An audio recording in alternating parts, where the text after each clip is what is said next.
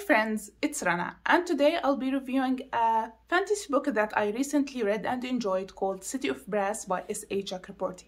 City of Brass is an Islamic, Middle Eastern inspired historical fantasy set in the 18th century Middle East. City of Brass is the first book in a trilogy called the Daevabad trilogy. I still haven't read the second and third books, but I already bought them and I'm planning to read them soon. But the first book, City of Brass, mainly follows two points of view. The first one is Nahri. At the start of the book, we see Nahri in Cairo. She is a con artist who claims to be able to detect and heal illnesses, and she gets asked to hold a czar.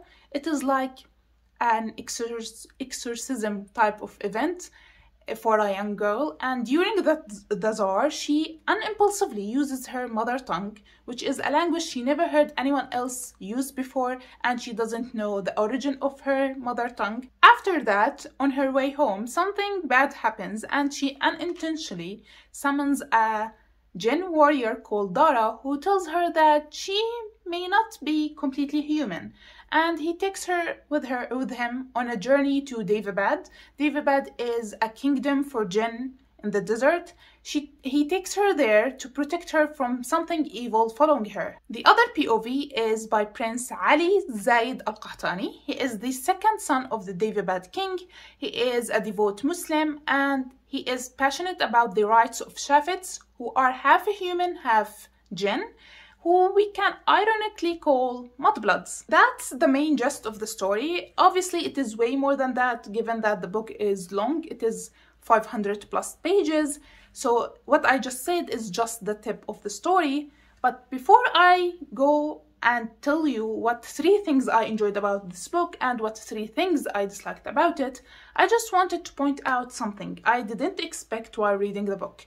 The book was really heavy with using Arabic and Islamic words and terms, and I didn't expect it to be that heavy because it is not everything is explained in the book and in the glossary at the end of the book. So I was really surprised to see how heavy it is on the Islamic and Middle Eastern culture and mythology, and at the same time it is enjoyed by many non-Muslim readers. So that was really quite the surprise for me, and I'm happy that non-Muslim people and non-Middle Eastern people can read this book and enjoy it, even though it is a little bit hard to understand some terms and cultural things in it at times. The other thing I want to point out is at the start of the book we have a map. This map is inspired by the Middle East and it has some fantastical cities in it, but the main thing that bothered me is that the main city, real city on the map is Cairo, and it is put wrongly on the map. It is put in Saudi Arabia, what is now known as Saudi Arabia instead of Egypt. Let me show you. So here's the map. Obviously, some parts of it are not real, like Daevabad and whatnot, but we have here Cairo. I don't know if I am pointing it right. Here we have Cairo.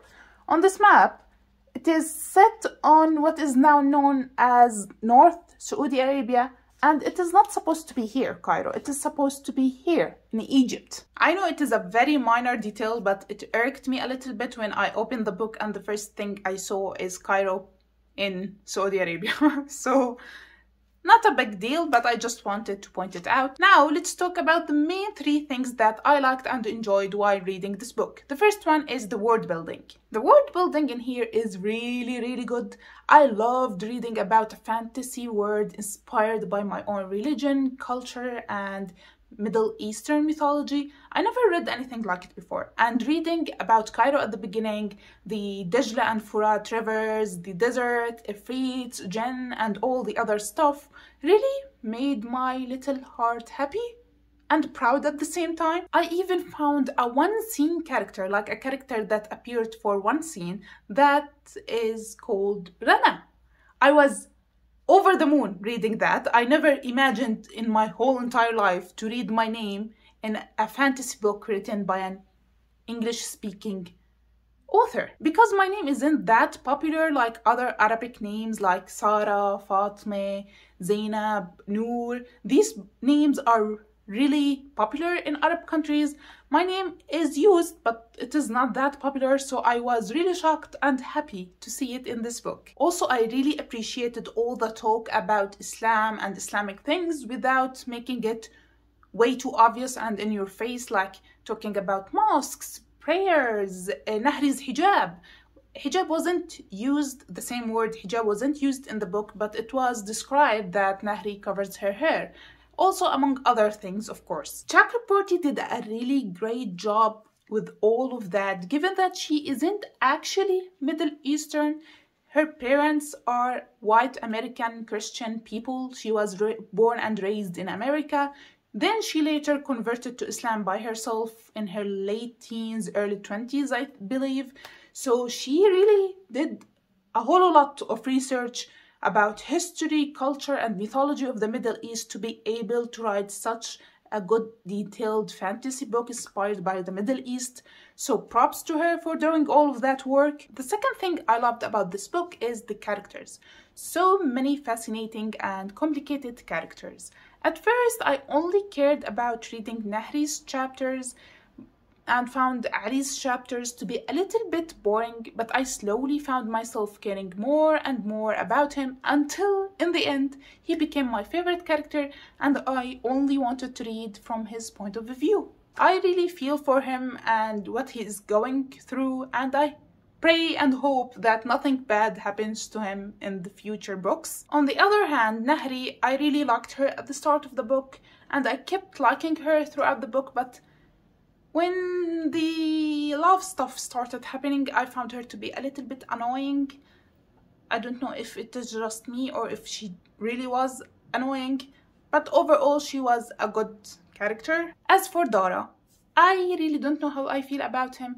I can't find enough qualities in him to make me like him as much as everyone else love him and adore him, but I can't trust him enough, and his shady past isn't making it easy for me to do so, but we will see. Even the side characters were really good, like Dawood. I know we didn't see much of him, but I really liked what we saw of him.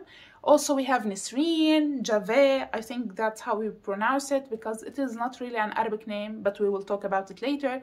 The king. All of these characters, the side characters, were unique and well fleshed out. The last thing that I loved is the ending. The last action scene and what went down at the end was amazing.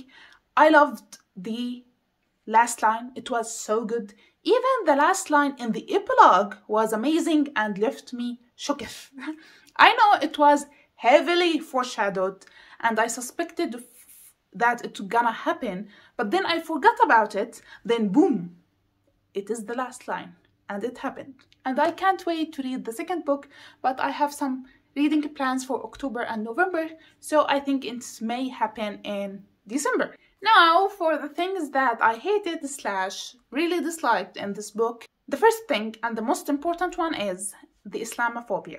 I know it may sound contradicting that an Islamic-inspired fantasy book has characters who are Islamophobic. The biggest thing that annoyed the shit out of me in this book is that nearly every character is supposed to be Muslim, but no one acted like a Muslim except for Ali. Almost all characters drank alcohol like it is nothing. Even Nahri, the hijabi girl, drank alcohol. She was hesitant at first, but then kept drinking it. And Muntadir, the crown prince, was a known alcohol consumer who attended brothels regularly and had relationships with women outside of marriage, which all of that, the alcohol drinking and relationship outside of marriage, all of these are forbidden in Islam and are haram, if you don't know. The only character who was a proper, decent Muslim is Ali, and everyone, and I mean everyone, made fun of him for being a devout Muslim. They mocked him, called him Sheikh, and painted him as a fanatic just for being a devout Muslim. He was ostracized and was called an extremist just because he refused to drink alcohol and sleep around with women before marriage. Which is really sad to see. Like, I was really happy and hyped to see a Islam-inspired fantasy book, but then most of the characters had serious internalized Islamophobia. I don't know why Chakraborty decided to make it that way. Yes, you wanted to write an Islam-inspired fantasy, but you made all or most of the Muslim characters to be bad ones, making fun of the proper Muslim character. I really want to ask the author Chakraborty why she decided to do it like that. Is there a point? Will there be character development in the second and third book? I really don't know, but hopefully it will be better in the second book, because it really makes me sad to read about all these Muslim characters making fun of Ali. My second issue with this book is the pacing. The pacing was a little bit off, to say the least. The first 150 pages to 200 pages were really good. Like, the book started really strong with action scene after action scene, and it was filled with fight scenes and action scenes here and there, and it was really interesting to read from the start that the book was started this strong. But then when they arrived to Daevabad, it all came to a halt and nothing happened till the last 100 pages of the book. The pacing picked up again and some action happened, but the in-between was just a lot of political intrigue, history lessons, and some character development.